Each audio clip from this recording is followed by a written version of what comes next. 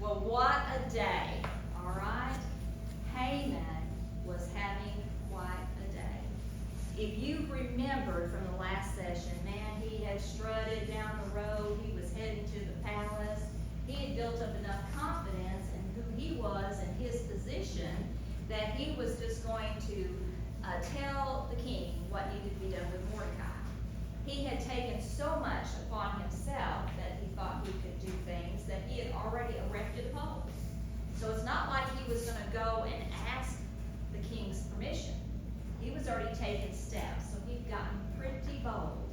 But if you remember, just as he got there and he was getting ready to tell the king his plan for his arch enemy Mordecai, the king had another plan for him. And so instead of hanging Mordecai high, he wound up marching him through the streets, singing the king's praises.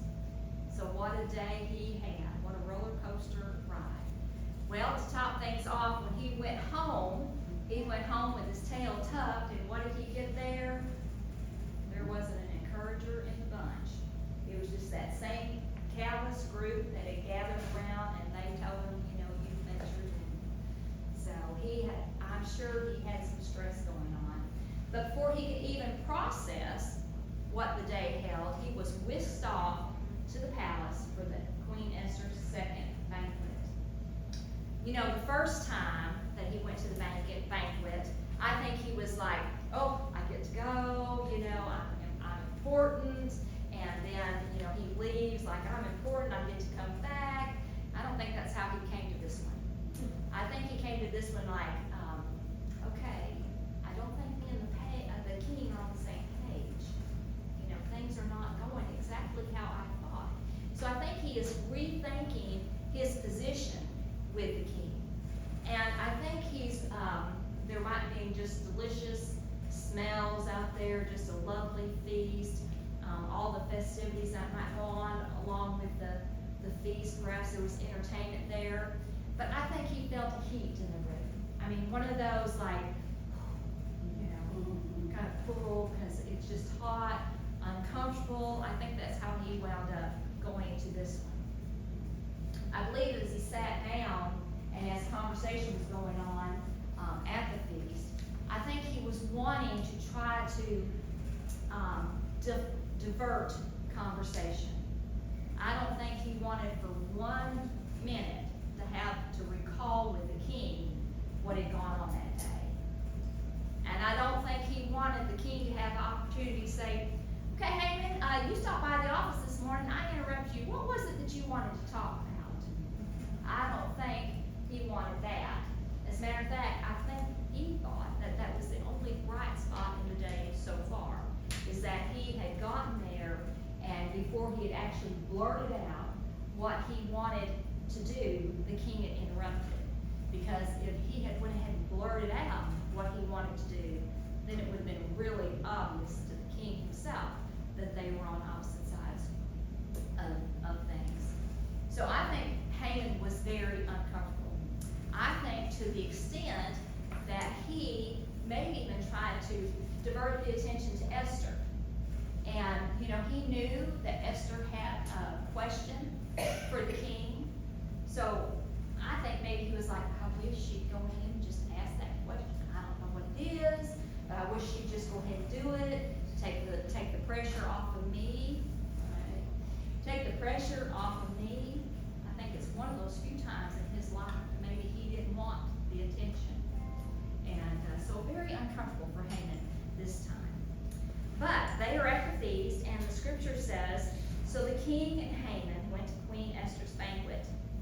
When the meal was over and they were drinking wine, the king again asked, Queen Esther, what is your petition, and it will be given to you? Even up to half of the kingdom, it will be granted. We mentioned that the king has said this several times now, so I think the king really loves his queen. I think being separated from her for those 30 days and then being reunited, I think that just sparked that interest, and he's willing to come along beside her, whatever her problem is, and help her fix it. I think he genuinely loves his queen. Queen Esther, she had put him off.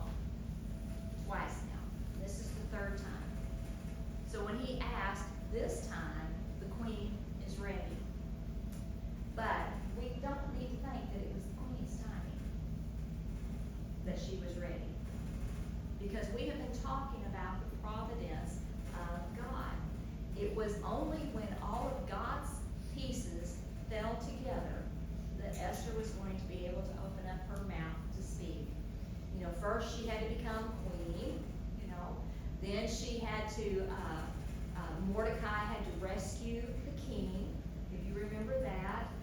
Haman had to be given a powerful position.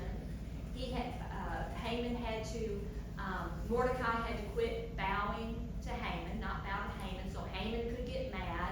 So Haman could put an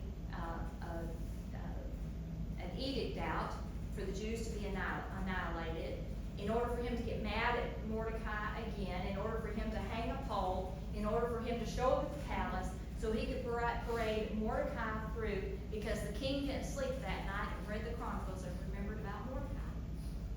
Just a lot of things that, you know, those are not coincidences. Those are God putting the pieces together. And you know, we said last week, sometimes it's hard in the wait. Remember, sometimes it's hard in the wait, but let's just remember that God has another piece put in place, another piece put in place before the next step can take place. But she is ready. All the pieces are there. So she answers him. But let's notice how she answers him. You know, we've talked about discernment and discretion, and we've talked about the fact that Esther is really good at discerning. And so she uses her discernment as she even talks to the king here. Notice she says, Queen Esther answered, "If I found favor with you, your majesty, and if it pleases you." So see, the first thing she does is she says, if I found favor, if it pleases you, and then what does she call him? Your majesty. She doesn't say, my king. She doesn't say, my husband. She doesn't say any of those things. She addresses him as your majesty. She wants the king to know that she understands who he is, that he is majesty, and who she is. Even though she is in relationship with him, she is there to please him and to serve him and to find favor. So that is the way that Esther is still discerning and using discretion. She's building that relationship with the king even now, so that as she speaks to him, they'll be able to move forward. She says, if it pleases you, and if I have found favor with you, and remember the king, they're drinking their wine, so maybe he has a glass of wine in his hand, okay? And she says, if it pleases you, grant me my life. So, you know, if he was taking a sip about that time, he might have went, And she keeps on going. She says, this is my petition. And she goes on, she says, and spare my people. This is my request. And I imagine if he's holding the glass, he puts it down and says, people. I'm not even sure I know who her people are. Have I ever met any of her people? Because you know, her identity is still a secret. But I think he leans in because he realizes at that point that this is important. What she's fixing to say is important because it has to do with her life and the people of her family. She says, for I and my people, and listen how she does this to the king. This is the king who is boastful. He likes things out there, way out there. So again, she is still discerning, and she is still with wisdom. She is answering him in a way that he best understands. Because she says, for I and my people have been sold to be destroyed, killed, annihilated. She's talking the king's language. She's just not like, they're going to kill my people. She wants him to understand on his terms. So she's like, they're going to be destroyed, king, and I'm not talking financially. She says, they're going to be killed, and I'm not talking about just a few of them. They are going to be annihilated. So she has made her point for the king. She has spoke up. I think when she talks, I think Haman does a double take too. Because as she's talking, he's probably like, that sounds familiar. Killing off some people. But, wait a minute. This is the queen. And she's not a Jew. Is she? But I think his reaction was a double take. But I can't help but picture him maybe scoot back just a little bit from the table. You know, like subconsciously making a escape route as things are going on. She reminds the king of her position again by saying, King, if my family and my friends were just being sold into slavery, that's not big for me, that seems pretty big. But she says, if my friends and my family were just being sold into slavery, I wouldn't bother you because that would be trivial. But it's something bigger than that. So I wanted to disturb it. Again, the queen is putting her position herself where the king understands that she is finding favor with him. That he is majesty. She is below him. She's not going to bring him just trivial stuff. This is important stuff, king. And I think at that point, even though she has addressed him as majesty, when she starts talking about her friends and just how important this is, I think that personal relationship starts shining through. I think he looks at her not as just the queen. I think he looks at her as his wife. And I think it's all because of how she approaches him when she does it. King Xerxes says, who is he? Where is he? The man who has dared to do such a thing. Esther said, an adversary and an enemy. And then she says, this vile Haman. I want her to point a finger, not the way. I hope that she did. This vile Haman. And it says that Haman was terrified before the king and queen. The king got up in a rage, left his wine, and went out to the palace garden. So the king, he gets up and he walks out. Well, this is a private party, so his advisors, remember those ones we called the Iffy Gang? They're not there to advise him. But he already knows what he's going to do. Even if he's thought it's through or not, he already knows what he's going to do. He knows that Haman is going to die. And we know that because this is what Haman says. Haman, realizing that the king has already decided his fate, Haman knows he's going to die. And the reason Haman knows is the reputation of the king. Haman, realizing that the king had already decided his fate, stayed behind to beg Queen Esther for his life. So the scripture tells us that the king is out of the room. Haman, he knows he's done for, and he's on his last push. Queen Esther is reclining still at the table, and he goes and he falls on her to beg for his life. Well, Haman's not having a good day. Not having a good day at all, because the king walks in and sees that. And he says, what? Would he even molest my wife in this house? I find it interesting that the attendants, his advisors weren't there, but his bodyguards and his attendants were there, and they knew at just the word of the king, the right word, it says they covered Haman's face. And at that point, Haman's fate was sealed. They too knew the king's reputation, and they were ready at any time for the king's command. I love this guy here. His name is Harbona. It says he's one of the eunuchs. And we all know this person, okay? We've all met this person. And we kind of admire him. I mean, maybe one of you are one of those. We'll find out next week when we do the personality test. But that might be you. But this is what he says. Harbona, he's a eunuch, and he attends the king, and he says, a pole reaching to a height of 50 cubits stands by Haman's house. He had it set up to Mordecai, who spoke up to help the king. Well, we know this guy. I mean, he's one that's always in the know. He knows what's going on. He knows that Haman has a thing against Mordecai. He knows how He's probably just been kind of in the corner snickering because of what Haman's had to do all day. And he's putting it all together for the king, in case the king doesn't understand. He says, Haman has put a poll up for Mordecai. You know, that guy you just honored. You know, he just kind of helps the king along. I love this guy. So, he speaks up for the king. But the king says, impale him on it. Impale him. So they impaled Haman on the pole. He had set up for Mordecai. It says, and then the king's fury subsided. So justice was served. But you know what? Esther's problem wasn't taken care of. She still had a problem.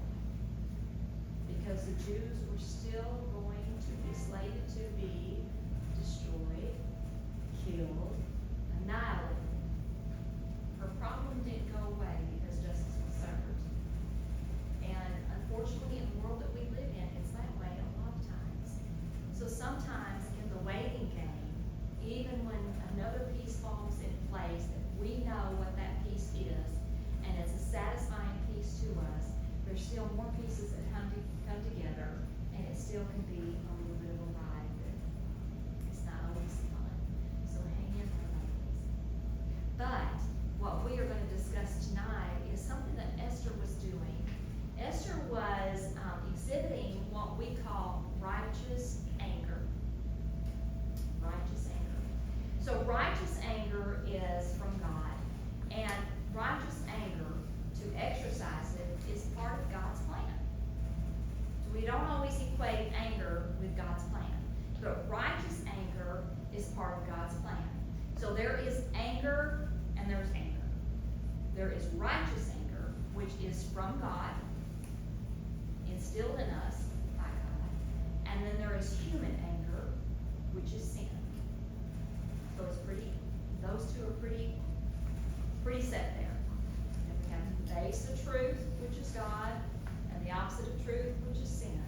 So we have anger on this side, which is righteous anger, and then we have the opposite side, which is human nature, which is sin. But here's what righteous anger looks like. We are to love, get angry over the things that God gets angry about.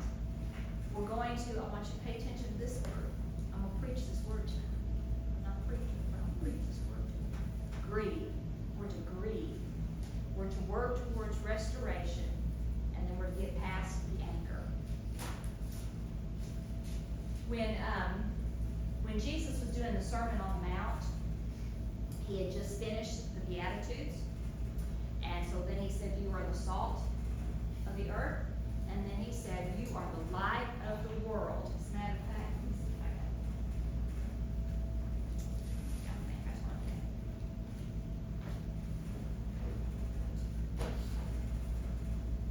Right. So the Beatitudes is in Matthew 5. Right after that, he says in verse 14, you are the light of the world. A city situated on a hill cannot be hidden. No one lights a lamp and puts it under a basket, but rather on a lampstand, and it gives light for all who are in the house. In the same way, let your light shine before others, so that they may see your good works and give glory to your Father in heaven. Jesus was telling them, you are to be the light of the world. So you're to get out here and you're to shine. And when you shine, you're going to expose some evil. But he's telling us to shine. You don't hide it under a basket. You put it on a lamppost. So when you are shining your light, you are to be brave. You are to be brave. And the best way to be brave is to be willing to speak out. You know, we've already talked about the fact that we're not, as Christians, we're not supposed to go hide in the corner.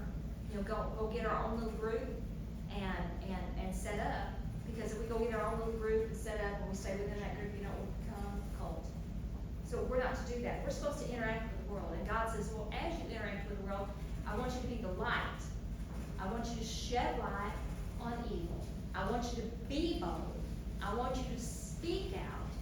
And the way you do that is with righteous anger.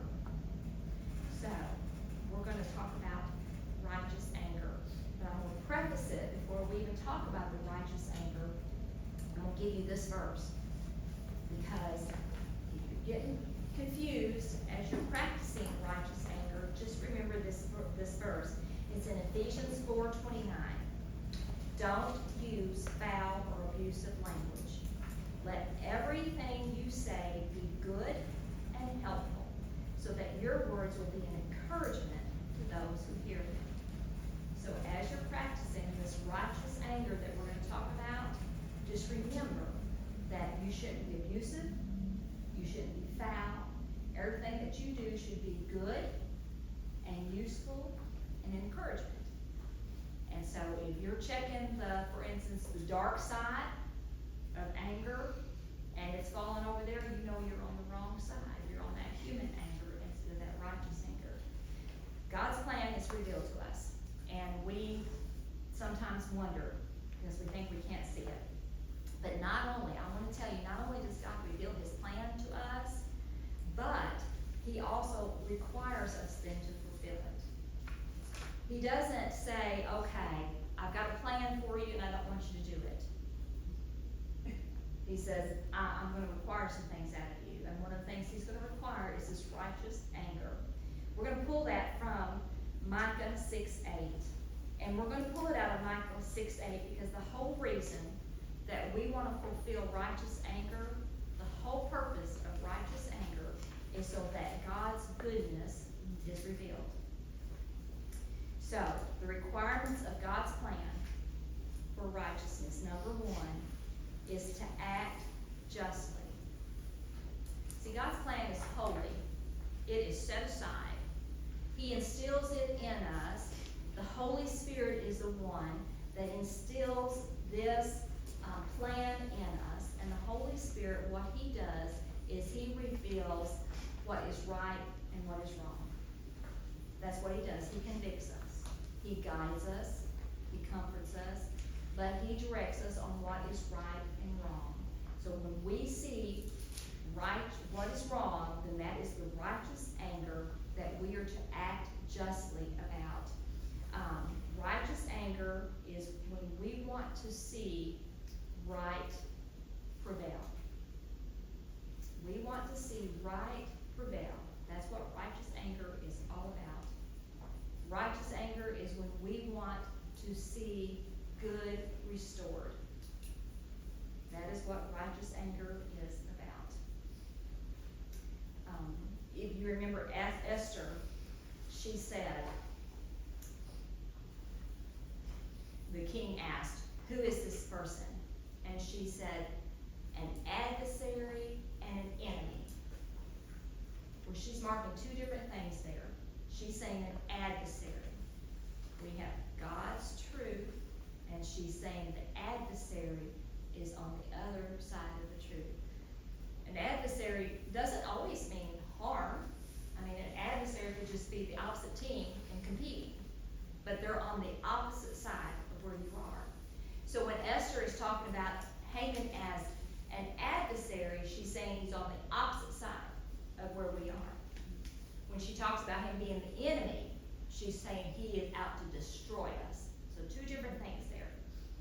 But in our righteous anger, we are to understand that what is adverse from God, what is wrong, is the adversary. It's on the opposite side. And you know how that looks so many times? It looks like a person. That adversary looks like a person to us because it's that person that is on the other side of God's truth. But what we want to remember is that person may be the adversary, but they are not the enemy. Satan is the enemy. So, but the first requirement of God's plan is to act justly. It says, Micah 6:8 says, he has shown you, O mortal, what is good, and what does the Lord require of you? To act justly. We are to seek justice. And the only reason we seek justice is if we're angry about something. So let's be righteously angry about sin, about the adversary. Point number 2 is to love mercy. And this is the one I said I'm going to preach on, even though I'm not a preacher. Because loving mercy is where we get it wrong a lot. I'm just saying I do. And I've been around a lot of Christian women growing up all my life, and I see a lot of Christians falling into the same deal. We don't grieve. We don't grieve sin like we're supposed to. We get mad about it, but we don't grieve it. But that is to love mercy, is that grieving process. We want to grieve the fact that there is an adversary that is on the opposite side of God's truth. We want to grieve it. We don't want to be mad about that. We want to grieve that. So that's what righteous anger is. It's grieving for that and wanting that to be restored. We want that to come over to this side. So that's to love mercy, is us grieving. We want that mercy to happen. And then Micah 6:8 says, He has shown you, O mortal, what is good, and what does the Lord require of you? To act justly, to love mercy, and point number 3, which is sometimes hard, is to walk humbly with your God. So that's the third part of righteous anger. First, we are to act justly. We are to seek justice for those things that are wrong, because we want restoration. We want God's goodness to be revealed. So that righteous anger has us doing that. We want to show mercy while we do it, because that's what God did for us. He loved us and He showed mercy to us. Because if you remember, at one point we were the adversary to God. So that's righteous anger. And then to walk humbly with your God, and that's not anything about me. We've all sinned. We've all been on the other side. And it's only because of God's grace that we can move forward. So we always walk humbly, knowing our position. Our position is a relative of God, a loved relative of God, that He is majesty. Just like with Esther, the king was majesty in her scenario there. And she was related, she knew where she stood. And that's where we are. We know that we serve majesty, and we're to walk humbly with Him. So if you know someone, and we all know someone, that we find them on the wrong side of God's truth, we find them over there. And so we want that fixed. Well, what we do is we exercise righteous anger. And the way we do that is we want them restored. So we pray for restoration. That's what we can do. We can pray for restoration.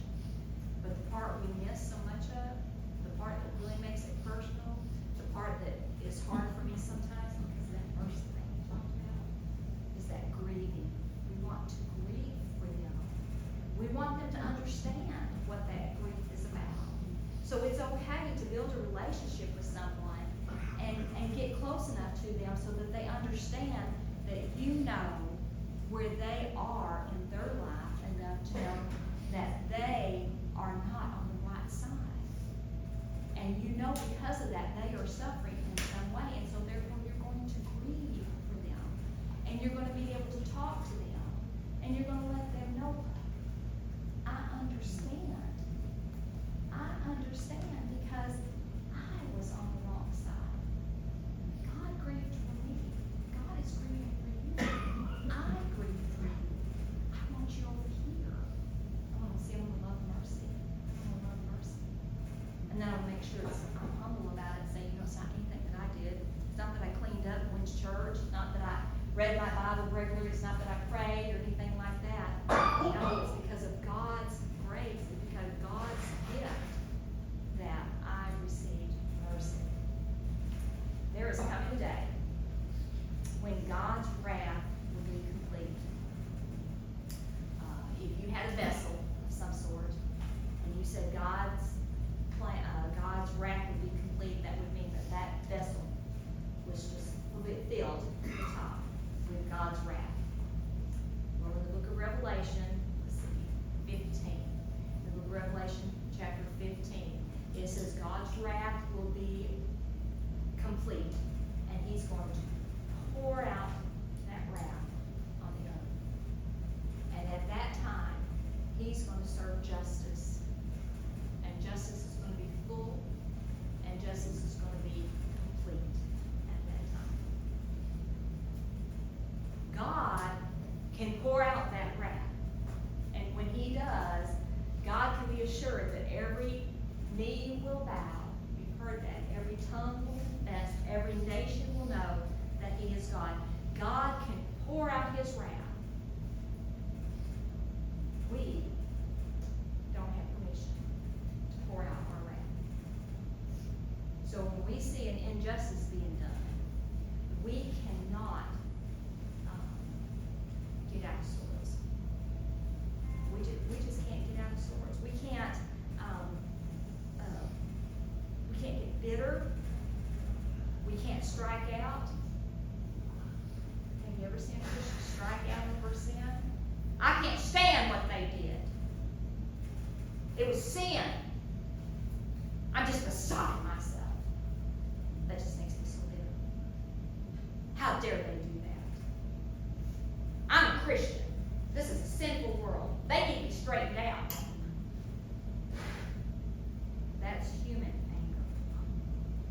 And we see that a lot. We see that a lot in the world today. We see that a lot when we talk about, face it, when we talk about right to life. You see that a lot.